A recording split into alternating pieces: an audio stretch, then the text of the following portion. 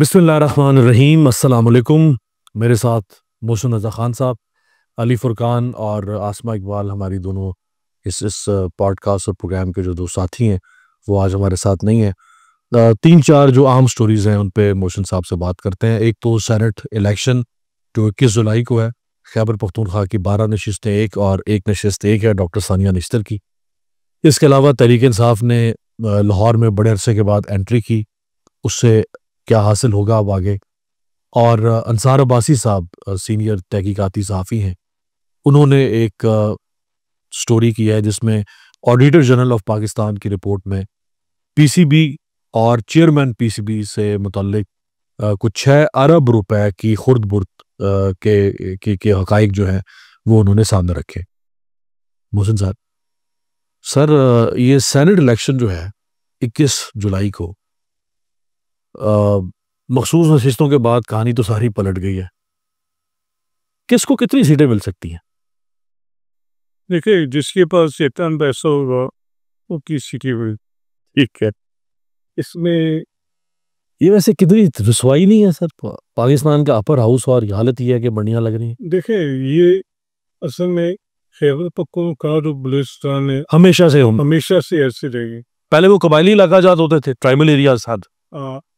लेकिन उन्होंने कबायली इलाका जात की सही समय में नुमाइंदगी नहीं थी आपने। तो मैंने खुद देखा है कि ये 88 से ये खेल सक 1988 से ये खेल ऐसे का 88 में उस वक्त की हुक्मरान जमात अपने एक लीडर जनरल फजल को और नहीं चाहते थे कि वो सेनेटर बने, और तो उन्होंने एक उम्मीदवार उजहर खान को लेके, जो कि डी खान से ताल्लुक रखते थे, लेकिन सेनेटर गुजार बड़े फिर सेनेटर गुजार बने, फिर उनके भाई बने, फिर उनके बेटे दो बने।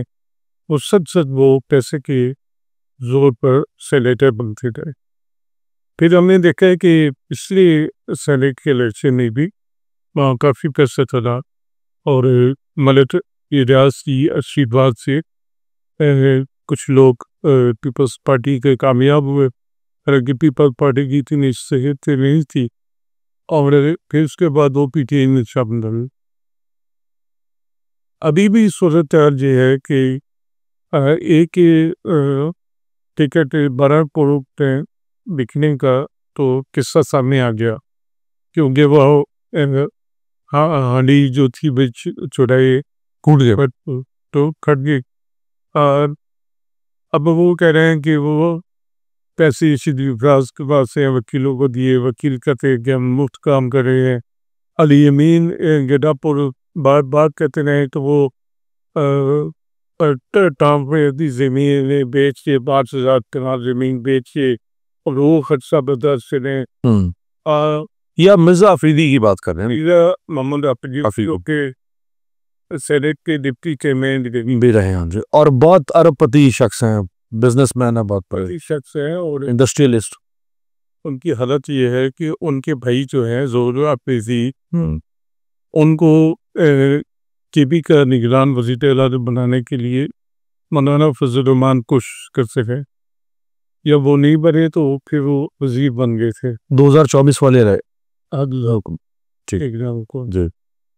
अभी सूरत हाल ये है कि पीटीआई के इलेक्शन में, चूँकि पीटीआई एक मेजॉरिटी पार्टी है, वो इनकी ज़्यादा सीटें आनी चाहिए, लेकिन दूसरी तरफ पीपल्स पार्टी को देखें कि वो भी अपनी थोड़ी सीटों के बावजूद कई उम्मीदवार मैदान में ले आई है। मोहसिन साहब, ये सीक्रेट बैलेटिंग है, शो ऑफ हैंड से तो होना नहीं है, ऐसे ही है ना? तो सीक्रेट बैलेटिंग में तो फिर मैं अगर अपना वो गधों और खच्चरों की तरह मैं बिक जाऊं या कोई एमपी बिक जाए तो पता तो नहीं चलेगा। वो नहीं पता चल जाता है, जो भी बिका हो, हाँ, जो भी बिकता है उसका पता चल जाता है। लेकिन ये बात यह है कि ये कोई नई बात नहीं है। आपको याद होगा कि इमरान खान ने अपनी 20 एमपीए को पारित कर दिया था।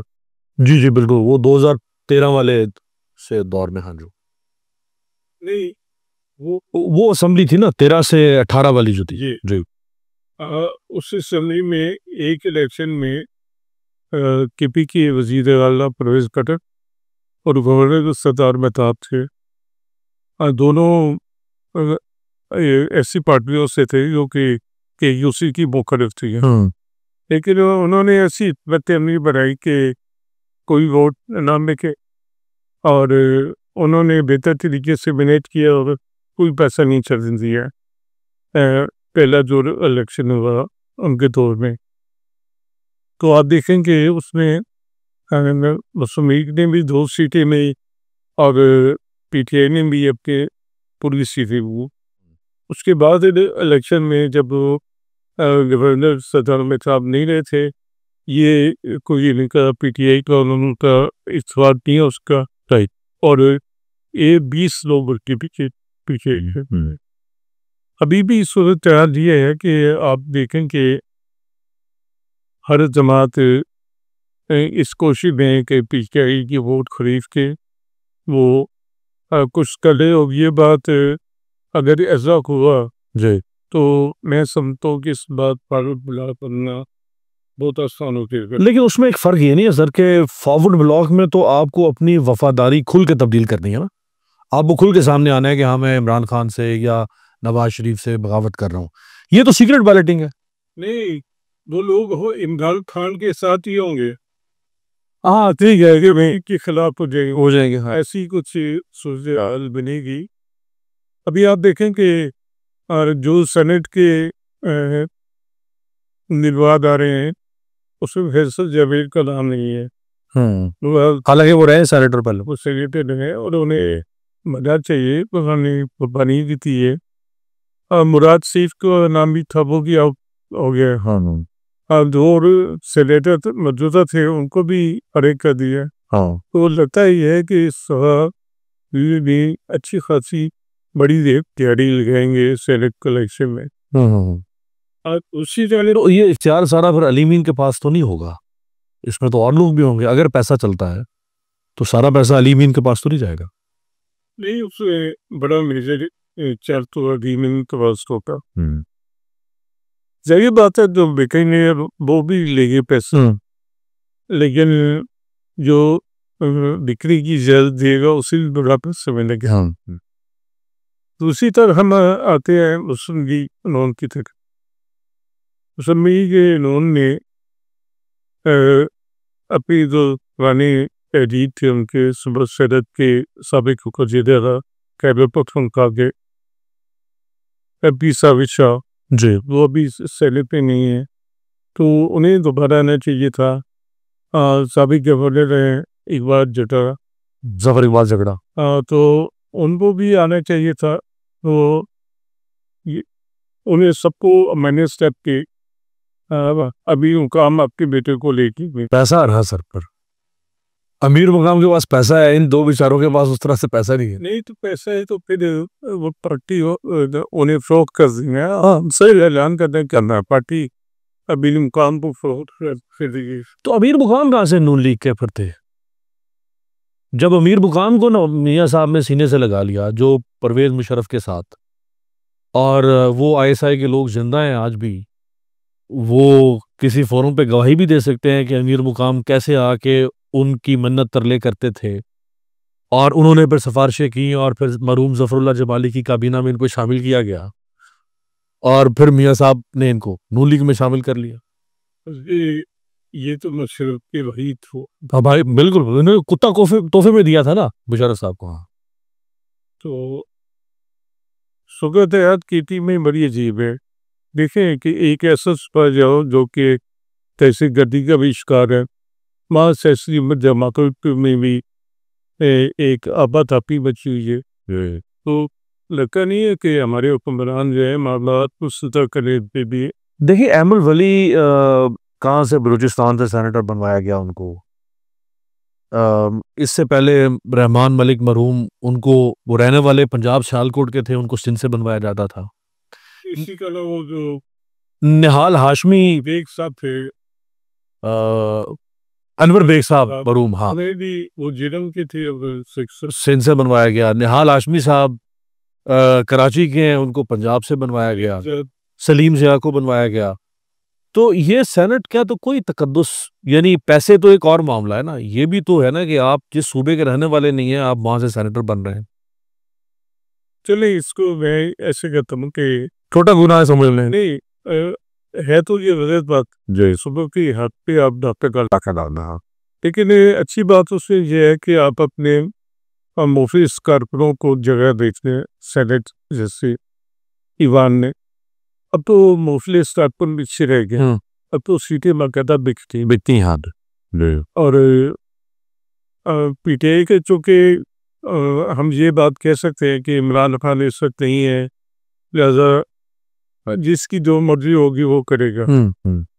लेकिन मुसम्मी की तो क़यादत बाहर है, हमारे सियासी पे मुसम्मी के सदर है नवाज शरीफ, उन्हें तो इस मामले में गौर करना चाहिए। लेकिन जहाँ मियाँ साहब, नवाज शरीफ साहब ख़ास तौर पे और शहबाज शरीफ साहब, जहाँ वो और बहुत सारे सियासी अपने ही उसूलों पे समझौता कर चुके हैं और जो कुछ इस दौर में हो रहा है उस पर मियाँ साहब को बिल्कुल मियाँ साहब सुन्न हुए हुए हैं, तो उनके लिए ये सेनेट तो बड़ी मामूली सा कॉम्प्रोमाइज़ है ना, इससे क्या फ़र्क पड़ा है? मैं इसमें एक बात का इजाफा करूँ कि इसी तरह से प्लस पार्टी जो है तो मैं तो कोई शर्म लिहाजी नहीं है। नहीं, उसने पीपल्स पार्टी है हमेशा अपने सदनों को आगे रखा।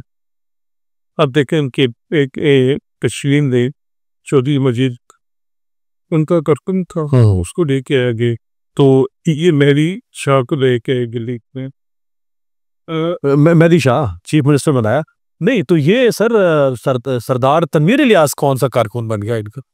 नहीं, इसे अभी बनाया तो नहीं, लेकिन वो ये तो काम है इमरान खान ने किया था। हाँ, कि पैसों के जो पहले गैर सियासी आदमी था उसको वजीर आजम बनाया, हाँ, बल्कि वजीर आजम से पहले उसको, आपको याद हो, मुशीर बनाया बोर्ड ऑफ इन्वेस्टमेंट का, बुजदार के नीचे। ये सर फरमाएं कि पीटीआई ने जो एंट्री की है लाहौर में और 5 अगस्त को इमरान खान साहब ने कहा था कि ये तहरीक जो है वो अपने उरूज पर होनी चाहिए। गंडापुर साहब ने 90 दिन का बीच में शोशा छोड़ दिया है। 90 दिन का मतलब यह है, क्या 90 दिन तक मोमेंटम बरकरार रखा जा सकता है? ये महीने में मोमेंटम खत्म हो जाता है। ये मुझे लगता है कि गंडापुर साहब ने कहीं और से लैंड लिए और इस तहरीक का जिस समय पहले वो करते हैं वो इस ही अच्छी तरीके से करेंगे। लाहौर ने देखें, लाहौर में वो गए और उन्होंने क्या किया, जाती उमरा ने मिर्जा अफरीदी के फार्म हाउस से ये सारा अपना ड्रामा किया, जिसकी सीट पहले ही हम बात कर रहे हैं कंट्रोवर्शियल बनी हुई है इस वक्त। तो दूसरी बात है कि उन्होंने इस्लामाबाद में ऐलान किया था कि मैं लाहौर जाऊंगा और इमरान की ढेर के लिए बड़ा ऐलान करूंगा। वो बड़ा ऐलान किया है 90 तक। अब 90 दिन की बात कहाँ तय हुई है, किस फोरम पे पीटीआई की तय हुई है? इमरान खान से तो मुलाकात हुई नहीं पिछले 6 दिनों में, तो ये 90 दिन किसने कहा फिर? नहीं, इमरान की बहनें तो है ना, हाँ, लेकिन पार्टी भी है, पार्टी में तय अब ये अचानक से किस तरह अली ने बात करती है, ये बड़ी अजीब बात है। इस पे पीटीआई के रुकन में भी काफी तशवीश का दिया सर। लेकिन इस सवाल का जवाब दें, बल्कि मेरा कमेंट भी है कि अली अमीन के पास इसके अलावा ऑप्शन क्या है कि वो, जैसे होता है ना कि रश में आप कोनियां रगड़ के और कोशिश करते हैं कि किसी तरह रास्ता बना के निकले, सीधा दीवार में टक्कर मारेगा, सर फाड़ेगा अपना। इस्टेब्लिशमेंट रास्ता नहीं दे रही, जुडिशरी रास्ता नहीं दे रही, पार्लियामेंट रास्ता नहीं दे रही, मीडिया के मामलात कंट्रोल्ड है, आपकी सारी बार्स जो वकीलों की हैं वो इस वक्त मैनेज हो चुकी हैं। अब अली अमीन अगर क्या है कि जी 5 अगस्त को इमरान खान को बाहर निकालेंगे ऐसी की तैसी, तो 14 को, पहले वो 26 को जो 14 लोग मरे, 140 भी मर सकते हैं। उन 14 की भी एफआईआर नहीं हुई, 8 महीने हो गए हैं। 14 क्या 4 भी मरे हैं तो आखिर इंसानी जान है ना, कोई केस नहीं है, गिलास थोड़ा भरा आने। तो अली अमीन आप वो क्या लगता है कि अली अमीन कोशिश कर रहा है कि हम अपने आप को रेलेवेंट रखें, लड़ नहीं सकते हम? तो आप साफ कहते हैं कि हम लड़ सकते, हमने फिर तो मायूसी फैल गए। हमें हुकूमत करनी है, हमें मामलात चलाने हैं, हमें सेनेट कलेक्शन कराने हैं, हमने पार्टी को मजबूत करना है। अभी हम बड़ा ऐसा ये ऐलान की रही जो है हमारी मुमकिन नहीं। तो रिहाई की कॉल अंदर आ जाती है अडयाला जेल से कि शुरू करें, वो क्या कह रहे बेचारा फिर? तो फिर तो मैं कहता हूँ कि इस सब जो सबसे बड़ा सियासतदान है वो है अली, हाँ। कि वो इमरान की बात भी सुन रहे हैं और वो इस्टेब्लिशमेंट की बात भी सुन रहे हैं, सही है। उन बीच में चल रहे हैं। और सब सबसे ज़्यादा वो अपनी पार्टी को चेप बना रहे हैं और सब लोग बने हैं। पागल बना रहा है, ये आप ये कहना चाहते? ठीक है। तो नहीं वो अच्छा, वो आप वो लग रहा है पागल। मैं वैसे अली अमीन के साथ एक ही मुलाकात है, आराप और मैं इकट्ठे ही थे हम एक जगह पे। मेरी उनसे मुलाकात इस 1.25 साल 1.5 साल में नहीं हुई जब से वो चीफ मिनिस्टर बने। मैं तो उनके लिए तरस है मेरे लिए, क्योंकि वो बेचारा ना एक देखे तरी हुई रस्सी पे चल रहा है। थोड़ा सा इधर जाएगा तो इस्टेब्लिशमेंट की खाई है, इधर गिरेगा तो पार्टी की खाई है। अब अगर वो इस्टेब्लिशमेंट के करीब जाता है तो पार्टी में लोग फिर कहेंगे गद्दार है, बगावत कर रहा है, वो जलील करेंगे। पार्टी के करीब जाता है तो इस्टेब्लिशमेंट, उनके लिए तो मसला ही नहीं है ना, वो तो फिर जो इस मुल्क में निज़ाम है वो तो कभी भी अली अमीन की हुकूमत जा सकती है। वो करे तो करे क्या सर? नहीं, सब तो जिसने खौजिया अफसोस नहीं कहा था कि हम हेबत के सामने चल रहे हैं, हाँ। तो उसकी सबसे अच्छी मिसाल अली अली अमीन बिल्कुल थी। उससे अच्छी मिसाल नहीं हो सकती कि वो तैयब साहब को भी लेके चल रहा, पर इससे भी को भी जरूरत चलते था। तो सबसे अनबेसिक सियासतदान इस अली। आखिर में सर अंसार अब्बासी साहब की जो स्टोरी आई है कि 6 अरब रुपए के पीसीबी के अंदर मुख्तलिफ तरह के खुर्द बुर्द है, या जिसको मिस अप्रोप्रिएशन ऑफ फंड्स कहते हैं। करप्शन इस्टेब्लिश करना तो चले नेक्स्ट स्टेज होती है, उसमें मुख्तलिफ जो अपॉइंटमेंट्स हुई हैं उसके अंदर भी मामला ख़राब हुए हैं। खुद चेयरमैन पीसीबी मोहसिन नकवी, उनको कुछ 40 लाख रुपए से जायद की मराद दी गई हैं, जो मराद उनको नहीं मिल सकती थी क्योंकि वो वजीर दाखिला भी थे। मसलन घर है तो वो बतौर वजीर दाखिला उनको मिला हुआ होगा, गाड़ी और फ्यूल है तो वो बतौर वजीर दाखिला मिला होगा। अब अगर वो पीसीबी से भी ले रहे हैं ये सारा कुछ, तो उसके ऊपर भी जो ऑडिटर जनरल ऑफ पाकिस्तान है उसने कहा कि ये नहीं हो सकता, ये गैर कानूनी है। तो इधर सर एक तोशाखाना के 3 केसेस बना दिए इन्होंने। मोहसिन नकवी 6 अरब में से आप 50% भी माफ कर दें तो 3 अरब, मैं कहता हूँ 75% भी माफ कर दें तो 1.5 अरब रुपए के तो कहीं ना कहीं को घपला कुछ गड़बड़ है ना, पूछने वाले ही नहीं है। असल में ऑडिटर जनरल की रिपोर्टों का कोई असर नहीं है। इससे पहले हमने देखा कि उन्होंने फीस और अच्छा जो गंदम का आदम स्कैंडल पे उसकी रिपोर्ट की है, ना उसको नैब ने टेकअप किया है, ना कि सदर अदालत में केस किए हैं। मुल्क की मैशत तबाह हो गई है, किसान डोल गए हैं। उनसे गंदम इस दफ़ा भी नहीं सरकारी कीमत में खरीदी गई। लेकिन सब खामोश को लगता है कि इस पुरसरारियत में लगता है कि कोई बड़ी चीज़ है और किसी बड़े आदमी का हाथ भी शामिल है। नकवी साहब चाहते और लाडले तो है ना रियासत के। नहीं, नकवी साहब से भी बड़े लोग हो गए कि अनवर काकड़ भी शामिल है। हाँ। और लेकिन अनवर काकड़ और मसद भी मुझे लगता है कि इसमें सवाल हुए हैं, इसने कोई यह भी हाथ ज़्यादा रखा है। अच्छा, कोई नहीं, आपका मतलब है कि इसमें कोई किसी और ने भी बेनिफिट लिए होंगे जरिए से तथेकों में। तभी तो आप देखें कि अभी तक 300 अरब का मामला है और उनकी मैशत तबाह हो गई, किसान रो गए, सब कुछ हो गया, लेकिन मुकम्मल खामोशी। सर लेकिन वो जनरल भट्ट साहब जो डीजी नैब, चेयरमैन नैब जिनको बनाया गया, ये एफआईए, ये हर वक्त पीटीआई को ही सूंघते फिर रहे हैं। तो और हमारे जो सिपा सलार हैं वो भी कहते हैं कि जी मुल्क को आगे लेके जाना है और एक मईशत नहीं ठीक होगी तो इसमें कोई शक नहीं है, मईशत बर्बाद होगी तो कोई भी शख्स मुल्क को कहाँ आगे लेके जा सकता है। तो कम से कम कोई इंसाफ के तकाजे पूरे करते हुए अगर आपने उनके 3600 केसेस उनके खोल दिए हैं तो कोई 36 इनके भी खोल दें जो जेन्युइन बन सकते हैं, कोई अकाउंटेबिलिटी का तो माहौल बने ना। ये देखिए, एक सिस्टम के लाडले हैं अनवर काकर, मोहसिन नकवी और इस तरह के लोग, ये जो मर्जी करें इन्हें कोई कुछ नहीं कह सकता। और आप देखेंगे कि इससे भी ज़्यादा ये अगर कौम के साथ कर देंगे तो वो ये नहीं तुझसे माला नहीं। मैं समझता हूँ कि अभी एक तरफा एहतसाब हो रहा है जैसे हर दौर में होता था। कैसे हर दौर में, लेकिन इस दौर में कुछ ज़्यादा ही ज़्यादा होना है। और इस समय में ऐसा बाजार बन के रह गया है।